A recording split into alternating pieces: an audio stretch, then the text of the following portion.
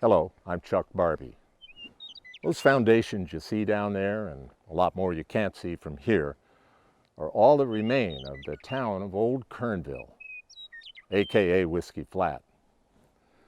Fortunately, this beloved old town still lives on in the hearts and minds of those who knew her, those who lived there, as well as in the many stories told by people who have since passed on. And through the use of a little bit of movie magic, we can kind of recreate a feel for what it was like to live in the old town.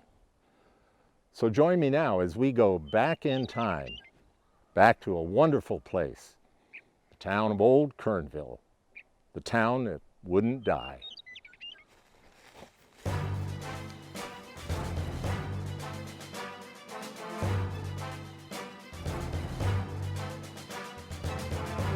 Wild West Country is an isolated spot deep in the heart of California's southern Sierra Nevada.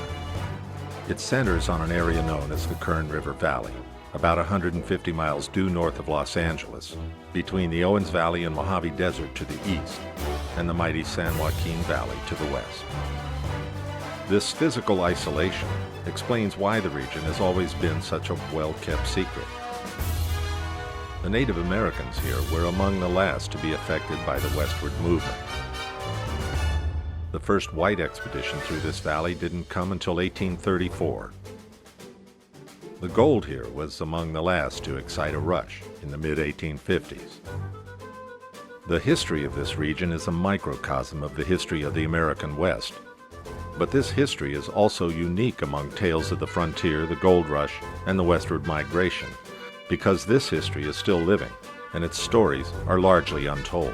The land itself, which enfolded these stories, is virtually unchanged today. The direct descendants of the native Indians and the earliest white settlers are still living on the land and running the businesses first established by their ancestors.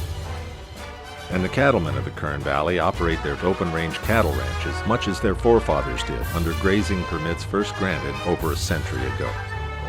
This region has an unbroken connection to its Old West history.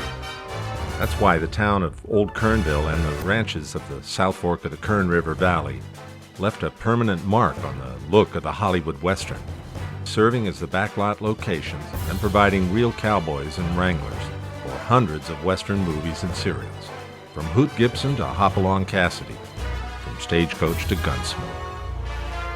But the stories here rival the best of Hollywood's Old West. These are the true stories of Wild West Country.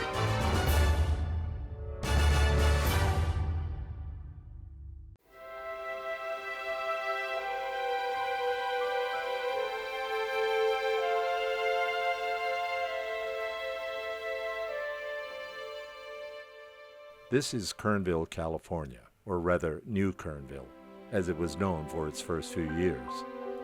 It didn't exist until about 1953, when the original riverside town, now remembered as Old Kernville, had to be moved because of the creation of Isabella Lake, which would inundate the old town site.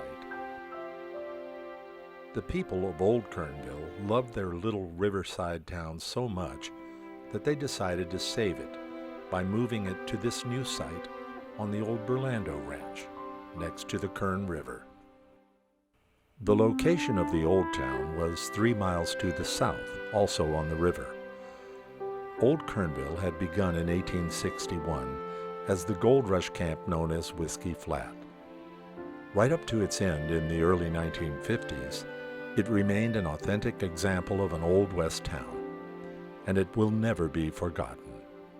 This is understandable because of its uniqueness and because there was something very special about the quaint old community that is difficult to express.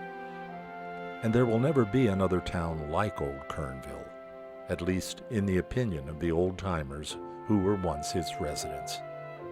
Yeah, it was quite a town, boy, that Old Kernville. It was a nice little town. Well, Old Kernville was, there weren't too many streets, probably 4 maybe. The main one was with Bert James, and on one end, Bert James, then the Timmons, which was the post office. Well, it was a real quaint little town. It was probably a population of about 150 people, and it had nice shady streets.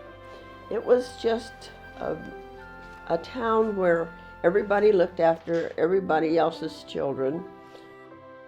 There was Bert James's store, and Jim Jennifer had a post office, and Bechtel had the dance hall, in which they had a dance every night, every Saturday night in Kernville. And the Brown Company had a big store on the corner.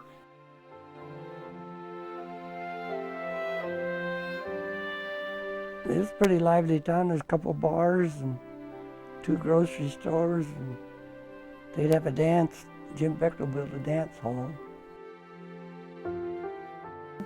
One weekend, the dance would be in the Women's Club Hall at Southport, and then another weekend, it would be in Bechtel's Hall in Kernville. And everybody went. You just simply didn't miss the dances. And part of the fun was the conversations that went on the next day by the telephone, you know. And everybody would review information they had about whether or not Don Hanning was there with his merchandise and who went out to visit with Don Hanning.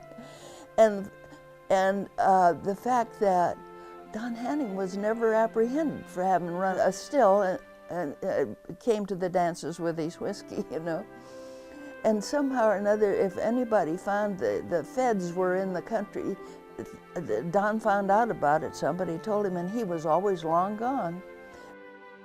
Well, Don Hanning was one of the owner of the bar out there in Kernville called Hanning's Bar, and he owned one in Isabella, Hanning's Bar there. And he had a ranch and out there in South Fork, and he was a real good cowboy, Don Hanning was. But he was the one that did all the bootlegging in the country. He had all these stills all over the country, up here in the Kern Valley, and he had guys running them, and I don't want to say their names, but he had all of them running them, and then he'd haul every place you could go here, you could buy whiskey.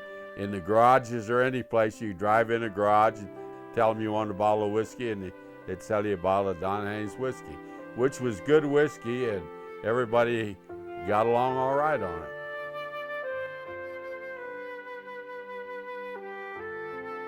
A. Brown store, which I worked there. Then going up that street would be the A. Brown house, and then several others. Then on up to the schoolhouse. The A. Brown store, I was there quite a lot. And the floors did creak in that store, but I remember it was all brick. And we'd go there pretty often. Most of the houses had green picket fences around them, because in those days the Berlandos ran cattle and they went through town at random in those days. So everybody had to be fenced. Cattle had the right of way.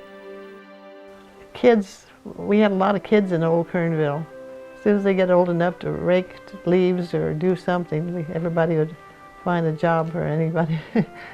Clara was the oldest girl, and she and I were buddies. And we played hopscotch all the time out in the road.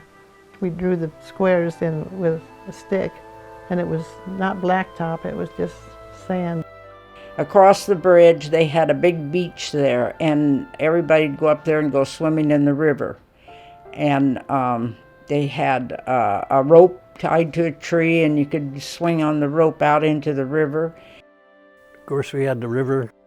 I started to swim when I was very, very young, and my dad would tell me to stay out of the river, and of course I wouldn't.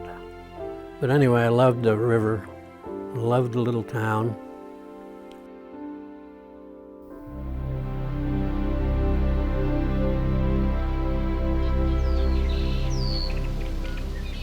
Another special thing about the town of Old Kernville is that one can revisit the original town site when the lake is low, as it often is in late summer months each year.